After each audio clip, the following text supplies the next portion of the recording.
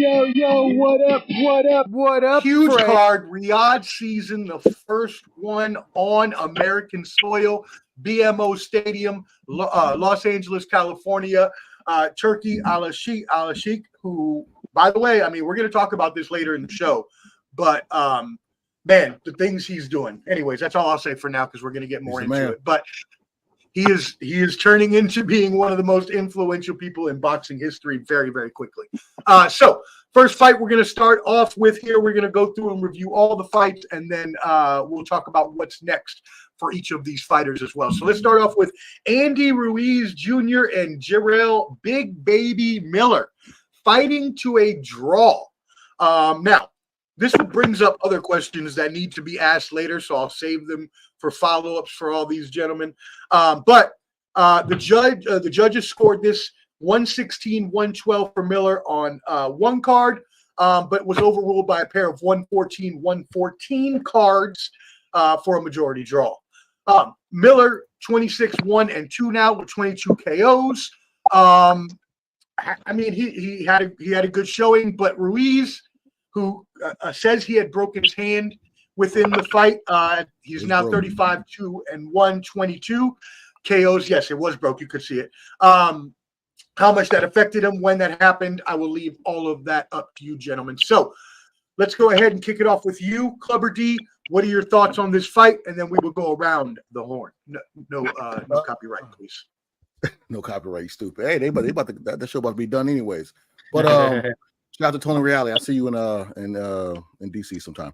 But this fight, I actually saw Big Baby won this fight. We all know that. And I really feel that Andrew Ruiz, after that two-year layoff, it was a little bit of the home cooking. You know, this fight was in Southern California, kind of where he's from. So I feel like they did him a solid. But I feel Big Baby kind of dominated this fight. I just don't understand how they gave it to Andrew Ruiz.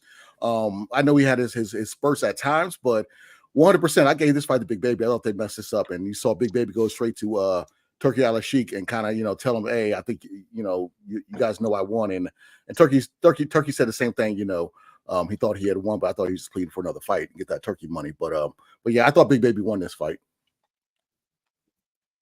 Yes, sir. Josh, what are your thoughts on this fight?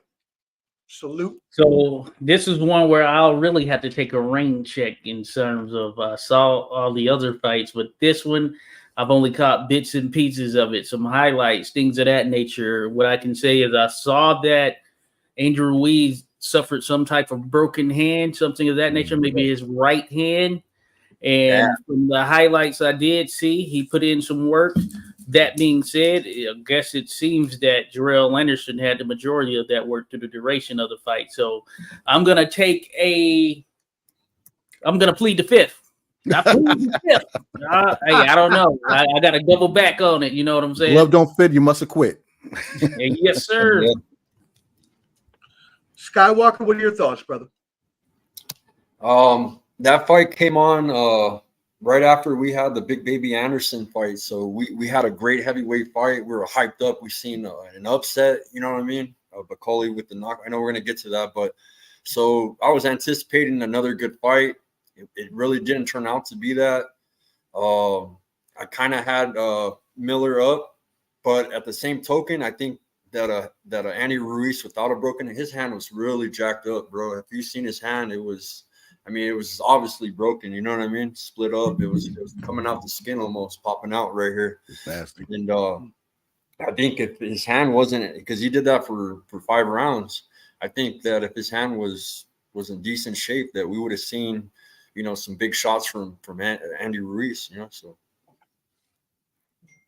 Yeah, definitely. Papi. Man, I didn't know how it was going to turn out, but I got the prediction almost right. So let's just say this: Andy Ruiz came in super heavy. I believe his weight allowed him to absorb a bit more punishment from the heavier guy. Jarrell came in a lot lighter. He definitely was in better shape than he was when he fought out in Saudi the last time. To be honest with you, I did have Jarrell winning. However, to me, it looked like Andy Ruiz was. We saw flashes of the old Andy Ruiz with the fast counter shots, fast hands. He took what Jarrell had to dish out, which was incredible in and of itself. Also, I'd like to say that Jarrell had missed many opportunities to maybe secure the round solidly. It seems like he was just in bully mode. He was coming forward, he was basically elbowing my guy and just bullying him around the ring. Instead of using the elbow, maybe he should have put a couple of fists on it. That's my perspective. Definitely would love to see it again. Hey, listen, I do like what Andy did. I love what Andy was doing when he was doing it. And he got the dog in him. That thing was sticking up like this, and he was still throwing it. Yeah. So that's my perspective. Yeah. Yeah. So, and again, as y'all all mentioned in the picture, you could see the clear deformity on his knuckle. So clearly that has an effect in boxing. So let's go around the horn real quick and let's ask, how much effect do we think that had? Depending on when, I don't know exactly when it happened, but how much of effect do we think that had on the end of the fight? Do we think that he would have won with the trajectory he was fighting with at first with that? How do we feel? Let's go back around the other way. Papi, how do we feel? Honestly, Andy's counter shots were coming few and far in between. He didn't really stay still for the majority of the fight, and he wasn't able to because Jarrell didn't allow him to stay still. So to be honest, I think if the fight happens again, not if the fight happens again, but if Andy's hand was okay, if we put an if in there, then we got to say, what if Jarrell threw more punches? So since we added the if, I'm gonna say that I think Jarrell probably stops him if they run it back. Okay, there you go, Skywalker. I believe Andy Ruiz said it happened in the 5th round. I mean, of course, we can't tell because we can't see through. We can't see through a glove, but we got to take a fighter's word for it. But he said he fought 5 rounds with a damaged hand. I give him a lot of respect for that because that hand was really, really jacked up. I think Andy Ruiz has that power, man. We've seen it with AJ. A good counter punch can always change the game, and especially with heavyweights, one punch can always change the game. Yep. So that 5 rounds with the better hand, it could I seen the fight pretty evenly matched. I mean, it was real slow pace. It wasn't high level heavyweight boxing. I think with the layoff and everything else. So I think that if his hand was right, he might have made a difference. Okay, Josh. Yeah, we've had situations in the past, especially when you think about the history, just littered with instances where someone has broken something, whether that's a nose, hand, whatever it may be, in the middle of the contest, and they fought through. So props to Andy Ruiz for fighting through in that regard. I think it could have made probably a difference. Of course, I haven't seen the entirety of the fight, so I can't really give a full judgment. But we've seen guys find a way to win with a broken hand before. That being said, the hand is an important piece of the actual contest right there. So you can understand if there is some drawback or hesitation once one of your hands is compromised. And as I understand it, this was his right hand. I believe he's right-handed, orthodox fighter. So therefore, I'd imagine it had some play in what he was able to do for the remainder of the contest. Right. And we got Team Donaire in the house, by the way, guys. If you guys know Team Donaire. It's his anniversary, so happy anniversary to Nonito Donaire and Richard Donaire. Shout out to the Filipino Flash, him and his wife. They're amazing. Flash. Legend right there. Wow. Yeah, happy anniversary. Thank you for tuning in. We appreciate it. And yeah, it said here, it was like the Nonito versus Vasquez fight where Nonito busted his hand in the middle of the fight, still continued to the end, throwing minimal but accurate punches. Clubber D? Yeah, it's one of those things where it's like it's just an adrenaline dump. You probably don't feel it as much at that time, but when it starts to wear down, then like, oh snap, I done broke my hand. I mean, that was a whole Tank versus Pitbull because Tank broke his hand against Pitbull, and he still got the dub, but I'm not sure which round he broke it in. But fighter, it's a common thing in boxing for fighters to break their hand, and still finish the fight. It's just really no matter if how much they feel it and how severe of a fracture it is. But like they say, shit happens. Yeah, it's part of the game. Yeah, I mean that's part of combat sports. You're gonna break you're gonna break stuff. They do it in MMA and boxing all the time. That being said, my follow-up question that I had talked about earlier that I wanted to ask, but I was gonna wait just to see if anybody had answered it. The real question here is with the performance of and this is gonna lead into the next fight that we're gonna talk about. But with the performance of Andy Ruiz and Jarrell Big Baby Miller, it is looking very, very bleak, to say the least, in the American side of the heavyweights. This is definitely no 96, when we had Mike Tyson, Holyfield, Bo, and Moore, 4 in the top 10. No, it's not like that anymore. So I was thinking about this question earlier, something I really wanted to ask. How do we feel about that? How do we feel about there being no true and again, we'll go into the next fight of Bacole and Anderson, but how do we feel about that? How do we feel about the prospects of American heavyweight boxing? Clubber D, we'll go back with you and go back around. Before I'm not going to spill the beans, but people already know, but I feel like American boxing, I didn't see the Olympic results. I do got my Olympic short coming soon. Check out my TikTok, but I don't see us doing anything in American and as far as heavyweight for a while. I just don't see anybody, a young, hungry, focused heavyweight fighter at this moment. I mean, I haven't done my research. I don't know everybody, but I would say as far as the eye of me watching ESPN and everyone else, I know there's a young, his brother's Mexican American. Morrell. There you go. Yeah, with the mustache. So I know they're pushing him in top rank, but when you start pushing people, we see that you need to give them good competition. Okay, do doing to others and stop giving them tomato cans. All right, that's tomato cans. Before I get to that, before we talk about the next fight, but yeah, I would say I don't see really another American heavyweight right now at the moment. I don't. Okay, all right, Josh. Yeah. Of course, we've had some setbacks. This is not unlike what has been the case for the past, I would say, 20 years. We had Deontay Wilder who came up and made a name there in the heavyweight division and was poised to be the guy to kind of take and carry the throne. Things didn't work out in the full capacity to where he could become like an undisputed type champion. But that being said, he was able to get a title and hold on to it for a good period. Of course, there's make no mistake about it. The guy that was next up is Jared Anderson, who we'll talk about.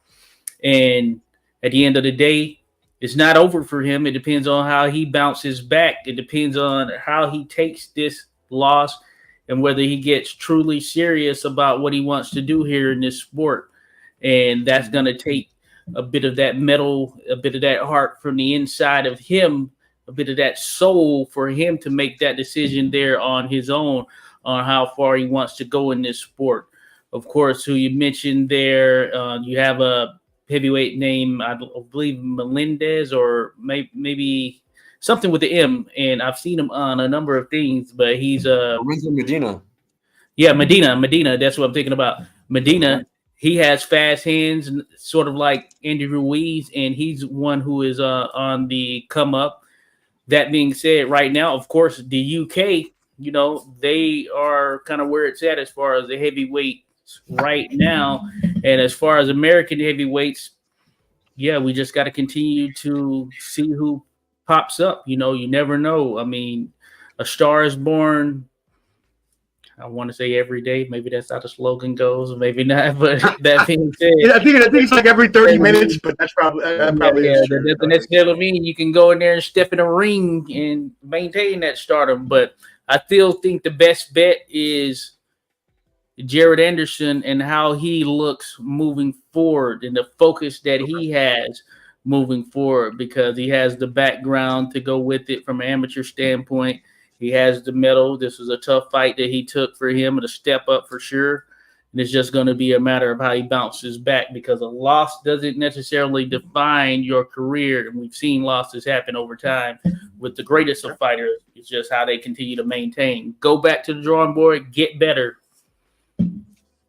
There you go, and yeah, I mean, the true best fighters, especially back in the day, in the heyday, back in the 80s and 70s, and not that that's the best era. I won't say, Josh. I know, you're a historian. But anyways, back when they would fight and not care about their zero, right? So, and by the way, Lorenzo Medina was the one you were mentioning, 11-0 with 9 KOs. Skywalker. I don't think we can compare the heavyweight division, like especially the American heavyweight division, like to the 80s. Larry Holmes, Tim Witherspoon, Mike Tyson. You know, he had all the best heavyweights in the 80s. Right now, we have a lot of good prospects, like Lorenzo Medina being one of them.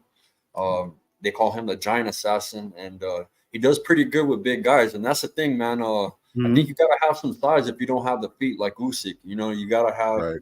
You got to be a big heavyweight. And I don't see no American heavyweights that are really that size, man. Richard Torres is kind of a small heavyweight. Yeah. Even Lorenzo Medina is technically a small heavyweight too. You know what I mean? But we don't have no tall guys. We don't have no Furies. No, you know what I mean? So either have to have that. We kept out like a 6'4". Yeah. Yeah. Papi, what do you think? Man, we are playing checkers while he plays chess. All right. So this is a repeat of something that happened when the Klitschko brothers got a hold of them belts. Right.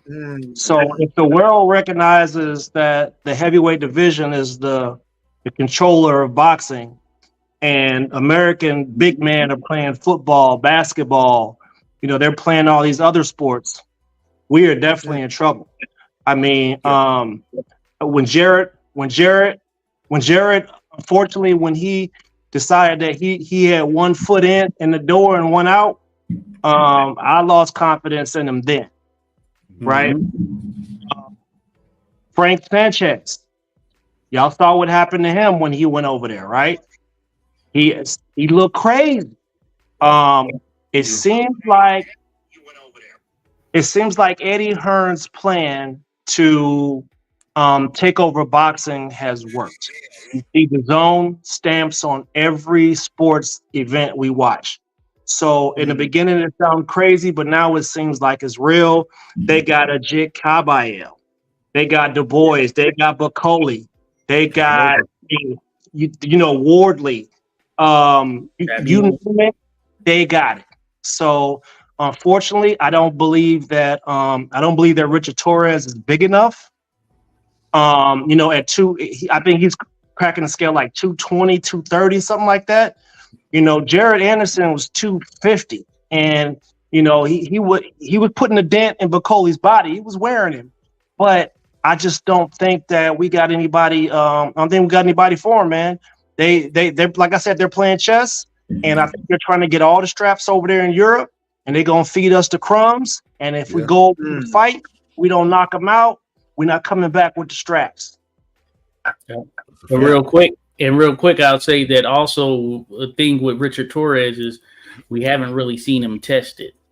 And that's going to be the true definition. One of the big controversies or situations from a few years ago was when Torres was knocked out by Jalolov in the amateurs, who was a pro at the time, Jalolov, who was still out there. And then you started hearing the questions of, should these professional boxers be competing with the amateur boxers or whatnot?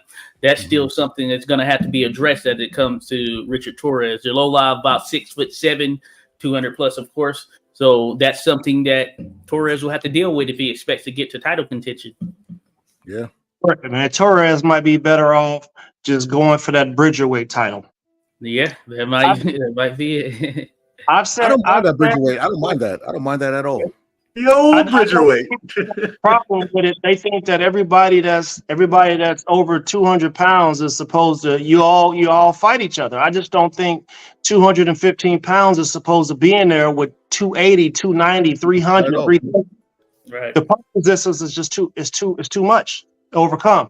It's And kind of that's like why we in put more MMA respect stand. on Wilder. We should put respect on Yep. Wilder. We didn't give him his flowers while he was here. The boy was 214 and 215, and he was sleeping 280 dudes with one shot.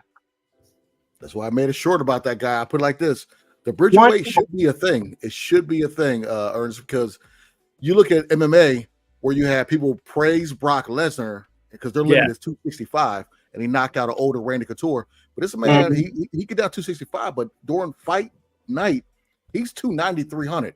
If I Yeah. walk in at 220 and I fight somebody Yeah. 300, how's that Yeah. fair? You know what I mean? Like, That's true.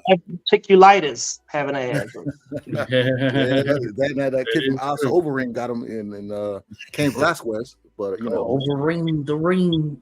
that was another steroid junkie. He knows Ryan Garcia or something. You know, they was on that horse meat or something. They all on something.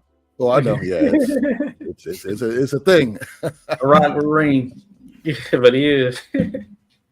But yeah, so I agree. You know, a lot of people crap on this new Bridgerweight division, but I think it's necessary, and I think that it will definitely help at least you know, this disparity in size, because again, these are not our father's heavyweights, right? Given the dimensions of the best fighters in the sport, it's hard to comprehend that size gap of the fighters that you just mentioned, like looking at Muhammad Ali and Larry Holmes and Mike Tyson, and how they were 220, 225 at the most, right? So it's just so much of a difference, and we saw that in the next fight we're going to move into.